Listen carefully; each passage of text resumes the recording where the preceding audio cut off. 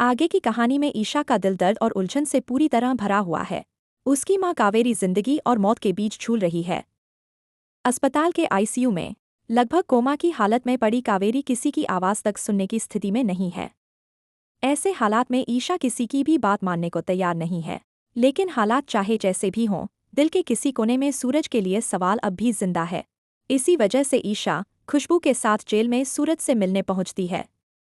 उसकी आंखों में आंसू भी हैं और गुस्सा भी। सूरज बार बार कहता है कि वह बेगुनाह है, उसने जानबूझकर कुछ नहीं किया। लेकिन सबूत, हालात और वक्त, सब कुछ उसके खिलाफ खड़ा है। गुस्से और टूटे भरोसे में ईशा यहाँ तक कह देती है कि वह इस रिश्ते को यहीं खत्म कर देगी।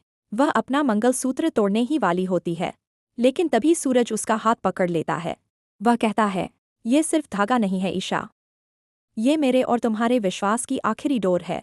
सूरज ईशा से सिर्फ 48 घंटे मांगता है, सिर्फ 2 दिन। इन 2 दिनों में वह खुद को बेगुनाह साबित करना चाहता है। दोस्तों, यह पहली बार है जब किसी सीरियल में बहू नहीं, बल्कि पति अपनी बेगुनाही के लिए वक्त मांग रहा है। और शायद ईशा के दिल में भरोसा पूरी तरह मरा नहीं है, तभी तो वह सूरज को यह मौका दे देती है। अगर विश्वास बिल्कुल खत्म हो चुका होता, तो ये 48 घंटे कभी नहीं मिलते।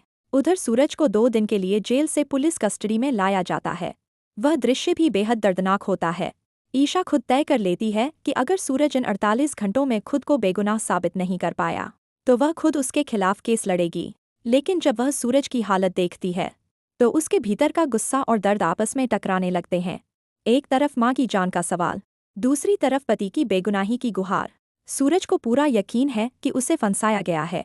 उसका मानना है कि असली साजिश कहीं और रची गई है। और शायद ये साजिश बहुत दूर नहीं, बल्कि ईशा के घर के आसपास ही कोई बड़ा राज छिपा है। शायद गुलाब सिंह के पीछे कोई ऐसी सच्चाई है जो इस पूरे खेल को पलट सकती है। या फिर कोई और है जो पर्दे के पीछे बैठकर सबको मोहरे की तरह चला रहा है।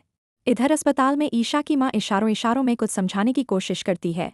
वह बार बार घबराकर कहती है, गुलाब सिंह, उसे यहाँ से भगाओ, वो मुझे मार देगा। लेकिन ईशा उन इशारों को समझ नहीं पाती। उधर माँ जिंदगी और मौत से लड़ रही है और ईशा भगवान से लगातार दुआ मांग रही है। वह अपने बचपन की यादों में खो जाती है। सोचती है कि माँ ठीक होंगी तो उनसे ढेर सारी बातें करेगी, उनकी गोद में सिर रखकर सोएगी और उनका आशीर्वाद लेगी। ईशा फूल लाकर माँ के सिरहाने रखती है। तभी कावेरी की उंगलियों में हलचल होती है। इसे देखकर ईशा, आरव और काव्या की आंखों में उम्मीद जाग जाती है।